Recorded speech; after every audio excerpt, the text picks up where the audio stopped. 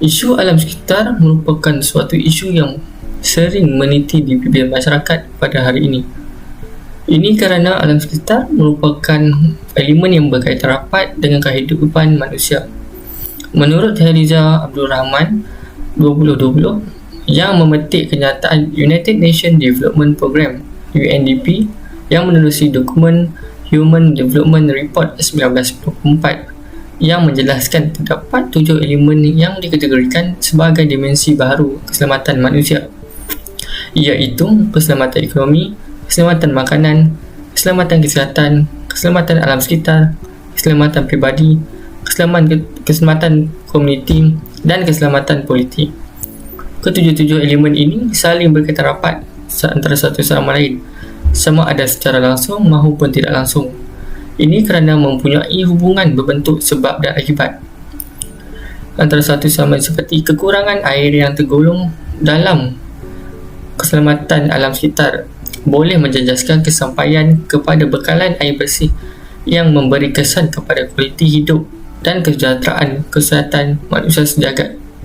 Seterusnya dari segi sorotan literatur. Sejak dari tahun 1980-an lagi, Malaysia telah melibatkan diri di peringkat antarabangsa yang berkaitan dengan isu alam sekitar. Negara Malaysia bukan sahaja sebuah negara yang bersuara lantang dalam isu alam sekitar, malah ianya turut menjadi peneraju kepada beberapa perkara.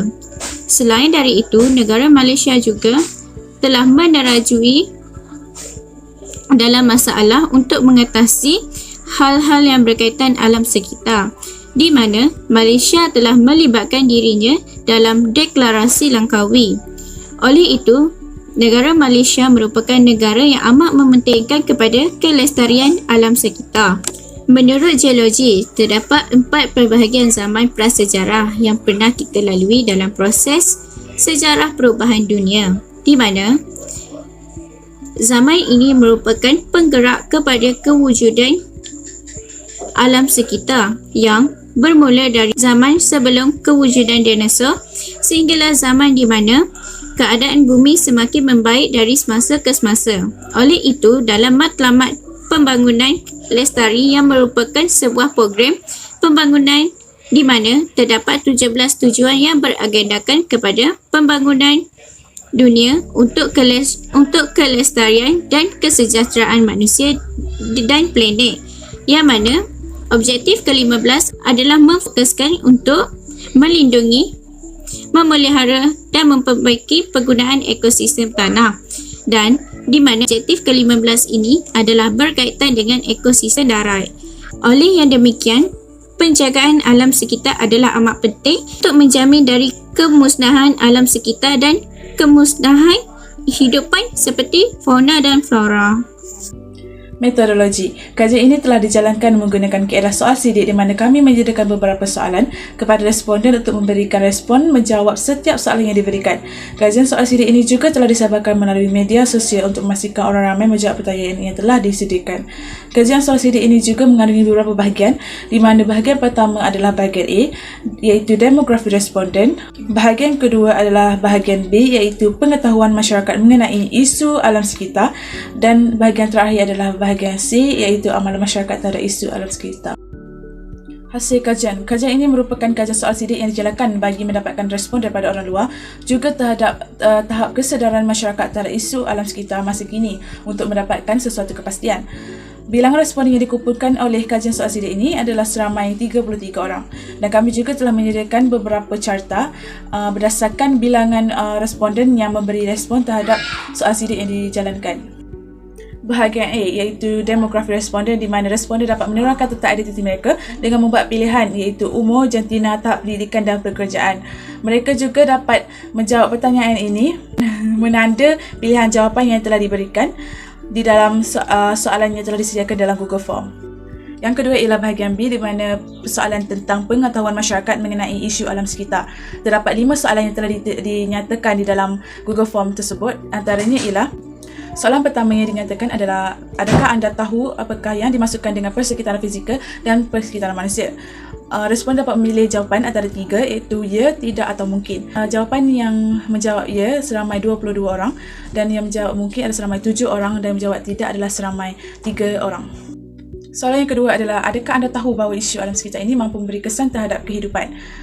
Yang memberikan jawapan ya adalah seramai 30 orang dan memberi jawapan tidak adalah seramai 2 orang dan tiada yang memberikan jawapan mungkin. Soalan yang ketiga adalah, adakah anda tahu tentang tahap kebersihan alam sekitar di Malaysia? Dan yang menjawab ya adalah seramai 22 orang dan menjawab mungkin adalah seramai 7 orang dan menjawab tidak adalah seramai 2 orang. Adakah anda tahu tentang keburukan apabila tidak menjaga kebersihan alam sekitar? Dan yang menjawab ya adalah 30 orang dan menjawab tidak adalah seramai 2 orang dan seorang yang memilih jawapan mungkin. Kerapkah anda menggunakan beg plastik semasa membeli belah?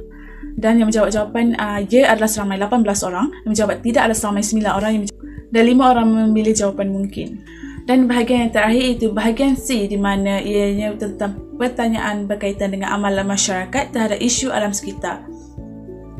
Soalan pertama yang ditanyakan adalah memproses lebihan makanan untuk dibuat bajet. Terdapat 4 jenis jawapan yang disediakan, iaitu yang pertama adalah tidak pernah dilakukan, kadang-kala dilakukan, sekali-sekala dilakukan dan kerap dilakukan. Yang menjawab tidak pernah dilakukan adalah seramai 12 orang, yang menjawab kadang-kala dilakukan adalah seramai 9 orang, yang menjawab sekali-sekala dilakukan dalam seramai 7 orang, dan menjawab kerap kali dilakukan adalah seramai 5 orang. Soalan yang kedua bagi bahagian C adalah mengelakkan menggunakan beg plastik semasa membeli belah. Dan yang menjawab kadang-kala melakukannya adalah 14 orang. Dan yang menjawab sekali-kali melakukannya adalah 9 orang. Dan yang menjawab kerap sekali melakukannya adalah selama 6 orang. Dan yang tidak pernah melakukannya adalah selama 4 orang. Soalan yang ketiga adalah berbasikal atau berjalan kaki bagi mengurangkan penggunaan kenderaan bermotor. Yang menjawab sekali-sekala melakukannya adalah selama 10 orang, kadang-kala seramai 9 orang, tidak pernah melakukannya selama 8 orang dan kerap kali melakukannya selama 6 orang. Dan soalan yang terakhir bagi bahagian C adalah mengamalkan proses kita semula. Yang menjawab kadang-kali melakukannya adalah selama 13 orang dan kerap kali melakukannya selama 9 orang dan sekali-sekala melakukannya ada juga selama 9 orang dan tidak pernah dilakukan adalah selama 2 orang. Antara cadangan penyelesaian bagi isu alam sekitar ini ialah dengan meningkatkan penggunaan petrol tanpa pelambam. Hal ini bagi mengurangkan isu pelepasan asap kenderaan yang terlalu banyak di udara. Apabila banyak kenderaan yang menggunakan petrol atau bahan bakar, masalah pelepasan asap ke udara akan menjadi semakin bertambah. Seterusnya, dengan mengamalkan amalan kita semula dalam kalangan masyarakat, pihak yang berkepentingan seperti kerajaan atau bukan kerajaan NGO haruslah memberikan pendedahan kepada rakyat untuk mengamalkan amalan kita semula melalui berbagai kaedah, sama ada melalui program-program iklan di media masa dan media sosial seperti surat khabar, majalah dan televisyen. Selain itu, dengan mengadakan kempen menyertai alam sekitar secara berkala bagi memupuk masyarakat menyertai alam sekitar, ketua masyarakat seperti ketua kampung haruslah sentiasa peka dengan keadaan sekeliling kampung mereka kerana keindahan kampung melambangkan kepribadian penduduk di kampung tersebut. Di samping itu, dengan mengatakan penguasaan undang-undang, pihak-pihak yang berwajib seperti polis atau pihak kementerian haruslah menghukum individu atau organisasi yang melakukan kesalahan dalam pemberitaan isu alam sekitar. Contohnya, melakukan sesuatu kesalahan yang boleh mencemarkan alam sekitar atau merosakkan alam sekitar. Seterusnya ialah pihak sekolah haruslah memainkan peranan dengan memperkenalkan pendidikan alam sekitar di sekolah. Kementerian Pendidikan haruslah mewujudkan mata pelajaran baru di setiap sekolah, iaitu mata pelajaran yang berasaskan kepada alam sekitar supaya murid-murid di sekolah mendapat pendidikan awal tentang alam sekitar. Akhir sekali ialah dengan mengharamkan aktiviti pembakaran sampah sarak secara terbuka. Pihak yang berwajib haruslah mengawal ketat individu-individu yang sering menjalankan aktiviti pembakaran sampah sarak secara terbuka kerana mampu memberi impak yang negatif terhadap alam sekitar. Kesimpulannya, pengetahuan dan amalan masyarakat terhadap isu alam sekitar dapat diatasi jika kesemua pihak yang terlibat dapat memberi kerjasama. Hal ini demikian kerana jika sokongan dan dorongan yang padu diberikan daripada akar umbi, maka tidak mustahil program memelihara isu alam sekitar daripada tercemar untuk berjaya. Antara contoh, institusi pengajian tinggi awam maupun swasta, kolej dan sekolah-sekolah mestilah terlibat untuk menjayakan program kesedaran pada masa hadapan. Manakala, pihak pemegang taruh juga perlulah memperkasakan kempen kesedaran mengenai isu alam sekitar kepada komuniti daripada setiap lapisan masyarakat. Dengan ini, pihak pemegang taruh seperti NGO, PBT dan juga pihak swasta perlu mengadakan lebih banyak program alam sekitar yang melibatkan komuniti. Secara keseluruhannya, pembangunan lestari bukan sahaja mementingkan pembangunan, malahan seimbang di antara pertumbuhan ekonomi dan memelihara persekitaran semula jadi.